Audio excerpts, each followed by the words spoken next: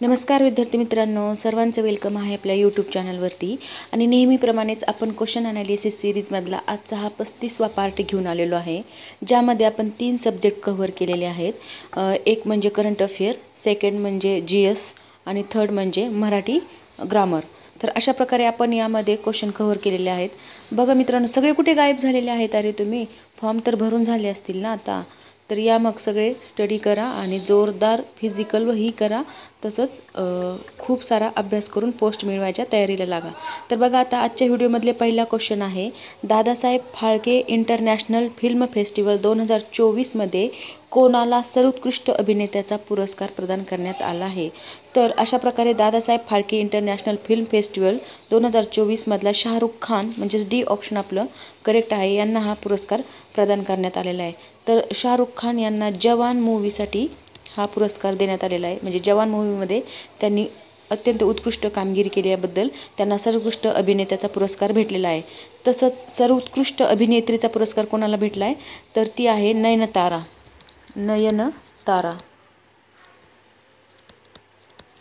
नयनताराला सर्वोत्कृष्ट अभिनेत्रीचा पुरस्कार भेटला आहे. ती पण जवान मूव्हीमध्येच तिनं पण छान काम केलेलं आहे, त्याबद्दल तिला हा पुरस्कार भेटलेला आहे. तसंच सर्वोत्कृष्ट खलनायकाचा पुरस्कार कोणाला भेटला आहे? तर तो भेटला आहे बॉबी देओलला. बॉबी देओल.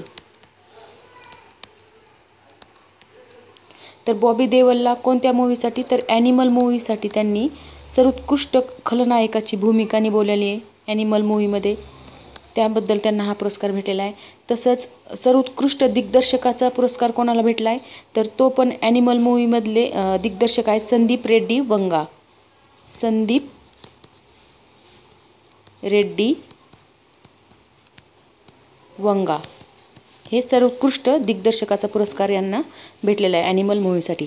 तर बघा आता ही जी इन्फॉर्मेशन आहे, बॉबी देओल, नयनतारा, हे येणारे क्वेश्चन आहेत, त्यामुळे तुम्हाला इथे यांचं माहिती दिलेली आहे.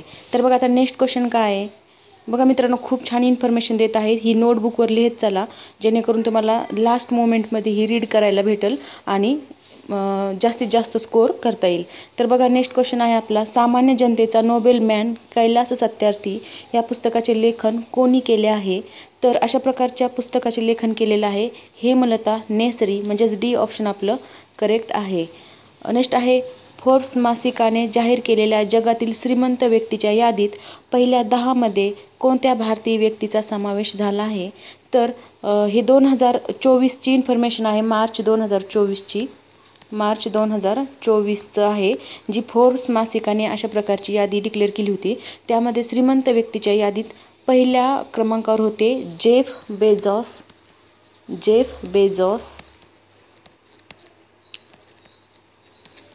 तसंच हे ॲमेझॉन या कंपनीचे संस्थापक होते बघा आहेत, म्हणजे जेफ बेझोस ॲमेझॉन कंपनीचे संस्थापक आहेत आणि त्यांचा पहिला नंबर होता. तसंच दुसऱ्या क्रमांकावर होते एलन मस्क, जे की टेस्ला कंपनीचे तसेच ट्विटरचे मालक आहेत. टेस्ला अँड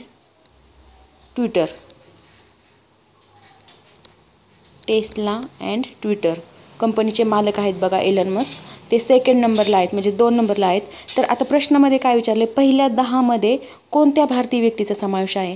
तर पहिल्या 10मध्ये मुकेश अंबानी यांचा समावेश आहे. बी ऑप्शन आपलं करेक्ट आहे. आणि ही जी इन्फॉर्मेशन आहे ही अत्यंत महत्त्वाची आहे, त्यामुळे ही तुम्ही लिहून घ्या. नेक्स्ट क्वेश्चन पाहू, भारत आणि कोणत्या देशांनी लष्करी उपकरणांचे उत्पादन एकत्रित करण्यास मान्यता दिली आहे? तर अशा प्रकारचं लष्करी उत्पन्न एकत्र करण्यास मान्यता दिली आहे, पहिलं ऑप्शन ग्रीस या देशाने. नेक्स्ट आहे, जगात सर्वाधिक जंगलाचे प्रमाण कोणत्या देशात आहे? तर जगात सर्वाधिक जंगलाचे प्रमाण आहे रशियामध्ये, म्हणजेच बी ऑप्शन आपलं करेक्ट आहे. तर रशियामध्ये किती प्रमाण आहे मग? तर तिथे आहे 49.4% एवढं प्रमाण आहे, जे की सर्वाधिक जंगलाचं प्रमाण आहे. तसंच आपल्या भारतामध्ये किती आहे मग? तर ह्याच्यावर पण खूपदा क्वेश्चन आले आहे, भारतामध्ये जंगलाचं प्रमाण किती आहे? तर ते आहे 21.72%. 21.72%. आणि हे 2021चा वनस्थिती जो अहवाल आहे त्यानुसार 21.72 एवढं प्रमाण भारताचं आहे. तसं चीनचं मग किती आहे? तर ते आहे 24%. तसंच अमेरिकेचं किती आहे मग? तर ते आहे 34%. म्हणजे 34%. तर अशा प्रकारे हे प्रमाण आहे वनस्थिती किंवा वनाचं. नेक्स्ट क्वेश्चन बघा, हे आपल्या चॅनलचं नाव आहे, याला तुम्ही सबस्क्राईब करू शकता जर व्हिडिओ आवडत असतील तर. तसंच पुढचा क्वेश्चन आहे, देशातील सर्वात मोठे व महाराष्ट्रातील पहिले MSME डिफेन्स एक्स्पो 2024 कोठे भरवण्यात येत आहे? तर अशा प्रकारचं ही जी डिफेन्स एक्स्पो आहे ती बी ऑप्शन करेक्ट आहे, पुणे येथे भरवण्यात आलेली आहे. नेक्स्ट क्वेश्चन आहे, कोणत्या कंपनीने टायफॉईड या रोगावरील लस तयार केली आहे? तर टायफॉईड या रोगावर लस तयार केली भारत बायोटेक, म्हणजे सी ऑप्शन आपलं करेक्ट आहे. आणि भारत बायोटेकने टायफॉईड या रोगावर कोणती लस तयार केली असा पण क्वेश्चन येऊ शकतो. तर ती आहे बघा टाईप बार. नाव लक्षात ठेवा, टाईप बार हे लसीचं नाव आहे, टाईप बार TCV लस. अशा प्रकारे या लसीचं नाव लक्षात ठेवा. नेक्स्ट क्वेश्चन बघा, भारत, श्रीलंका आणि मालदीव यांच्यात कोणत्या लष्करी सराव आयोजित करण्यात आला आहे? तर यांच्यामध्ये दोस्ती 16 म्हणजेच ए ऑप्शन आपलं करेक्ट आहे, हा लष्करी सराव तयार करण्यात आलेला आहे. नेक्स्ट क्वेश्चन पहा, देशातील सर्वात मोठे हरित हायड्रोजन उत्पादन केंद्र कोठे स्थापन करण्यात आले? तर देशातील अशा प्रकारचं हरित हायड्रोजन उत्पादन केंद्र जे आहे ते विशाखापट्टणम येथे स्थापन करण्यात आलेलं आहे, म्हणजेच आपलं सी ऑप्शन करेक्ट आहे. आता पुढचा क्वेश्चन काय आहे, केंद्रीय दक्षता आयुक्त पदी कोणाची नियुक्ती करण्यात आली आहे? तर याचं करेक्ट आन्सर आहे डी ऑप्शन, AS राजीव यांची केंद्रीय दक्षता आयुक्तपदी नियुक्ती करण्यात आलेली आहे. तर केंद्रीय दक्षता आयोगची स्थापना कधी झालेली? तर त्याची स्थापना झालेली 11 फेब्रुवारी 1964 साली याची स्थापना झालेली आहे. अशा प्रकारे डेट पण आपल्याला विचारतात, एखादा आयोग देतात त्याची स्थापना कधी झालेली आहे विचारतात किंवा त्याचं मुख्यालय विचारतात. तसंच आता केंद्रीय दक्षता आयुक्त किंवा आयोग जो आहे त्याचं मुख्यालय कुठे आहे मग? तर त्याचं मुख्यालय आहे नवी दिल्ली येथे, नवी दिल्ली. मित्रांनो, खूप इन्फॉर्मेशन इम्पॉर्टंट आहे, तुम्ही लिहून घ्या जेणेकरून तुम्हाला लास्ट रीडिंगमध्ये ह्याचा फायदा होणार आहे. त्यामुळे मी वारंवार तेच सांगत आहे की ही इन्फॉर्मेशन तुम्ही लिहून घेत चला आणि कोणताही व्हिडिओ शेवटपर्यंत पहा, जेणेकरून आपण फक्त आता इथे काय केले, आपण 3 सब्जेक्टचे क्वेश्चन कव्हर केलेले आहेत, त्यामुळे तुम्हाला तिन्ही सब्जेक्टचा इथं सराव होणार आहे. त्यामुळे क्वेश्चन किंवा व्हिडिओ शेवटपर्यंत पाहत चला. आता पुढचा क्वेश्चन आहे आपला, खालीलपैकी वातावरणाचा सर्वात खालचा स्तर कोणता?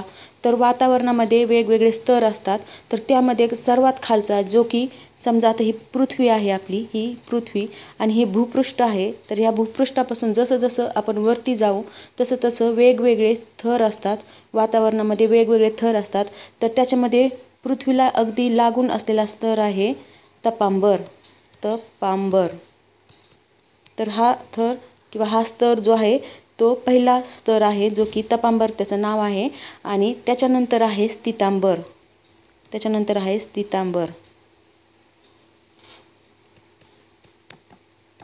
तसंच थर्ड म्हणजे तिसरा स्तर कोणता आहे? तर तो आहे मध्यांबर. नंतर त्याच्यावरचा स्तर कोणता आहे? तर तो आहे दलांबर. आणि अगदी बाहेरचा म्हणजे अगदी वरतीचा स्तर आहे बाह्यांबर.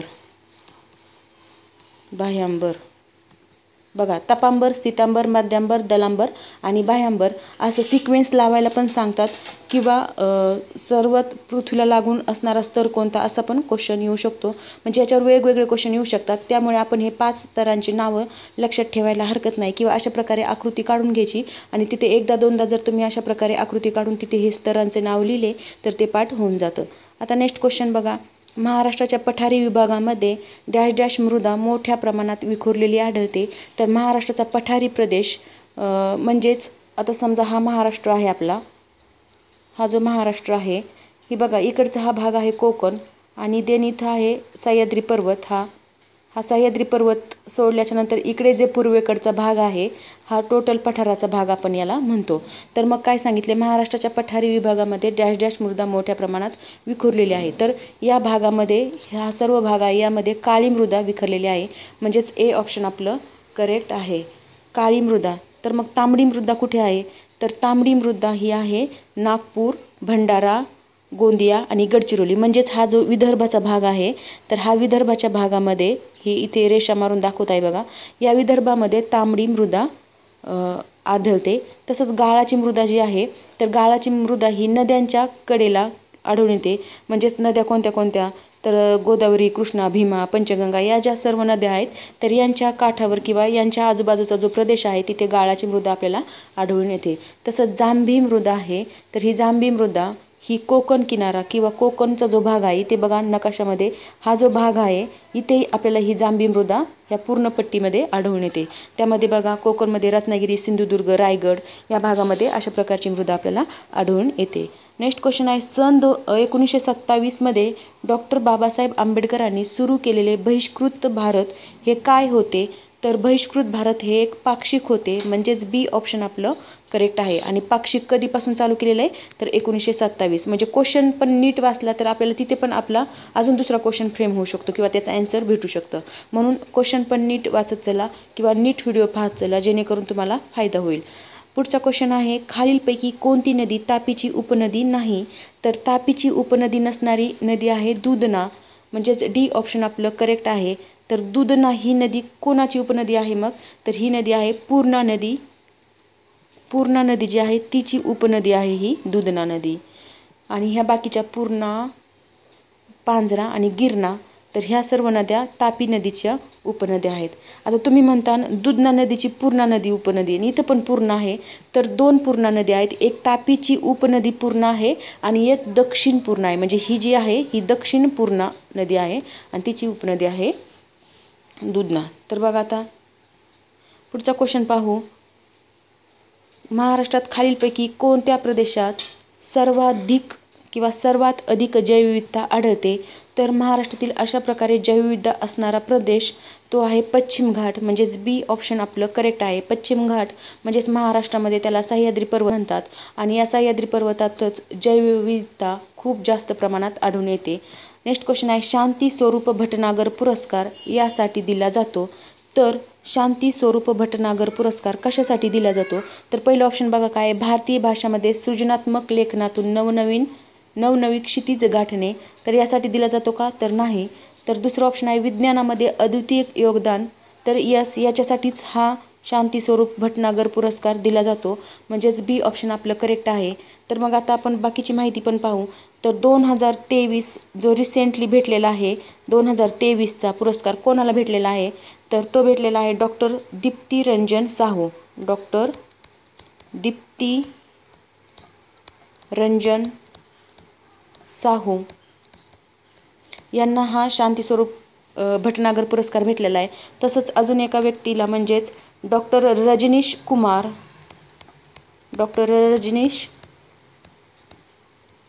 कुमार यांना देखील अशा प्रकारे हा पुरस्कार 2023चा भेटलेला आहे. आणि शांती स्वरूप भटनागर पुरस्काराची स्थापना कधी झालेली? तर ती झालेली 1957 पासून याची सुरुवात झालेली आहे. ही पण डेट इम्पॉर्टंट आहे, लक्षात ठेवा. आणि हा पुरस्कार देखील महत्त्वाचा आहे किंवा याच्यावर खूपदा क्वेश्चन आलेला आहे. त्यामुळे 2023ची माहिती पण इथे तुम्हाला दिलेली आहे. नेक्स्ट क्वेश्चन आहे, खालीलपैकी कोणते खनिज लोह खनिज नाही? तर लोह खनिज नसणारं कोणतं आहे? तर ते आहे लिग्नाईट. म्हणजेच क ऑप्शन आपलं करेक्ट आहे. लिग्नाईट हे लोह खनिज नाही. तर मग आता लिग्नाईट काय आहे? तर हा दगडी कोळशाचा प्रकार आहे. दगडी कोळसा जो असतो त्याचा हा प्रकार आहे लिग्नाईट. मग हे बाकीचे काय आहे मग? तर लिमोनाईट, हेमेटाईट आणि मॅग्नेटाईट हे बाकीचे सगळे लोह खनिजाचे प्रकार आहेत. लोह खनिजाचे प्रकार. लोह खनिजाचे प्रकार 4 आहेत बघा. तर त्याच्यामध्ये मॅग्नेटाईट, हेमेटाईट, लिमोनाईट आणि चौथा आहे सिडेराईट. हे लोह खनिजाचे 4 प्रकार. तसंच दगडी कोळशाचे पण 4 प्रकार आहेत.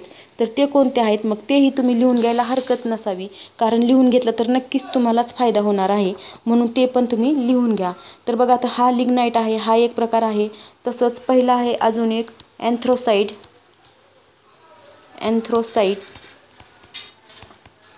तसंच दुसरा आहे बिटुमिनस.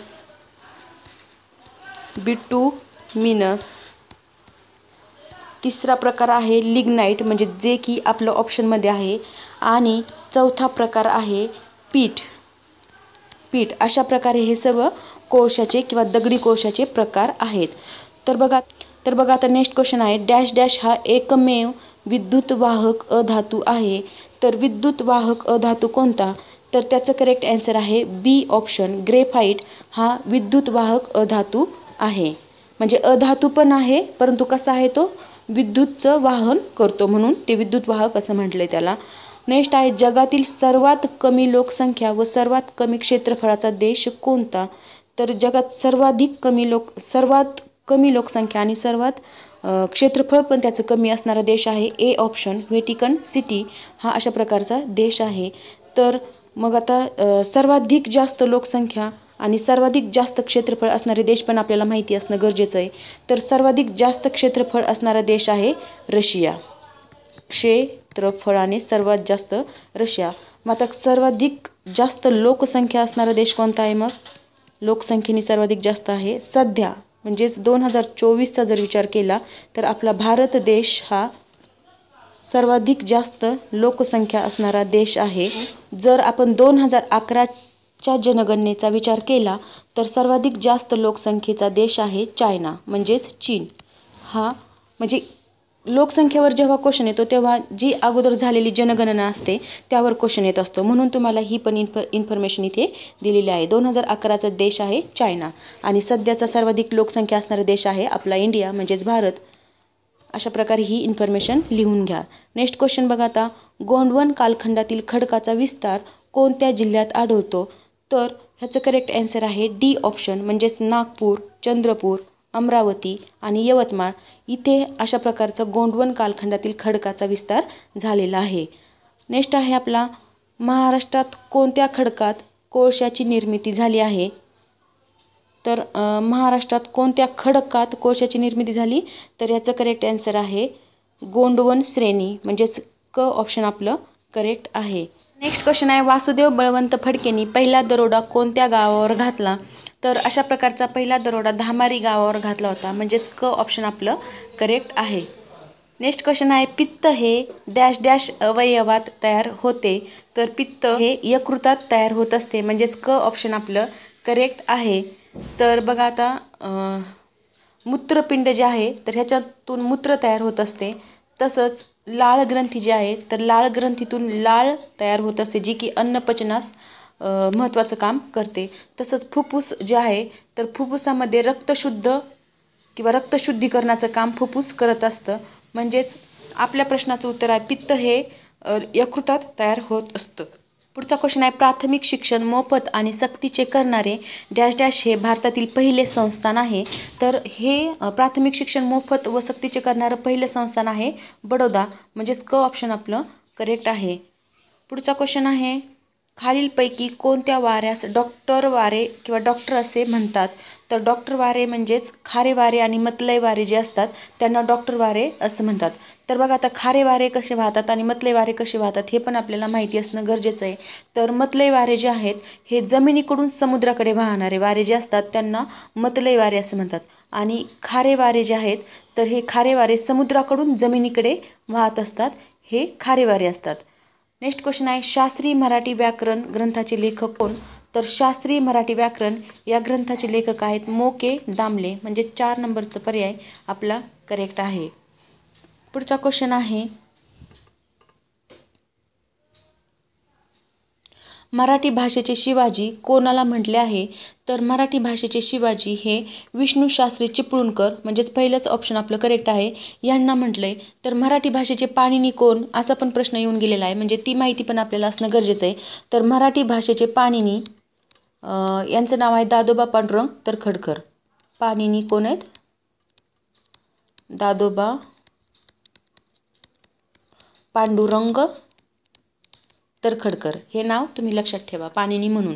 म्हणजे शिवाजी आणि पाणिनी असे 2 क्वेश्चन विचारले जातात आणि त्याच्यामध्ये आपल्याला नेहमी कन्फ्युजन होतं, त्यामुळे ही काहीतरी ट्रिक्स बनवून किंवा असं लॉजिक लावून आपण पाठ करायला हरकत नाही. पुढचा क्वेश्चन आहे, कोणी व्याकरणाला शब्दानुशासन असे नाव दिलेले आहे? तर शब्दानुशासन अशा प्रकारे नाव हे महर्षी पतंजली, म्हणजेच 3 नंबरचा ऑप्शन आपलं करेक्ट आहे. महर्षी पतंजलीने शब्दानुशासन असं नाव दिलेलं आहे. नेक्स्ट क्वेश्चन आहे आपला, मराठी भाषा खालीलपैकी कोणत्या भाषेतून विकसित झाली आहे, तर मराठी भाषा जी आहे ही संस्कृत आणि प्राकृत भाषेतून विकसित झालेली भाषा आहे. म्हणजेच 3 नंबरचं ऑप्शन आपलं करेक्ट आहे. नेक्स्ट आहे, मराठी भाषेतील पहिला शिलालेख कोठे आढळतो? तर मराठी भाषेतील पहिला शिलालेख जो आहे तो कर्नाटकात आढळतो. आता कर्नाटकात कोठे आढळतो? कर्नाटक हे छोटंसं गाव आहे का? तर नाही, तर ते एक राज्य आहे आणि त्या राज्यामध्ये हा शिलालेख श्रवणबेळगोळ जे आहे तिथे आढळतो. श्रवणबेळगोळ येथला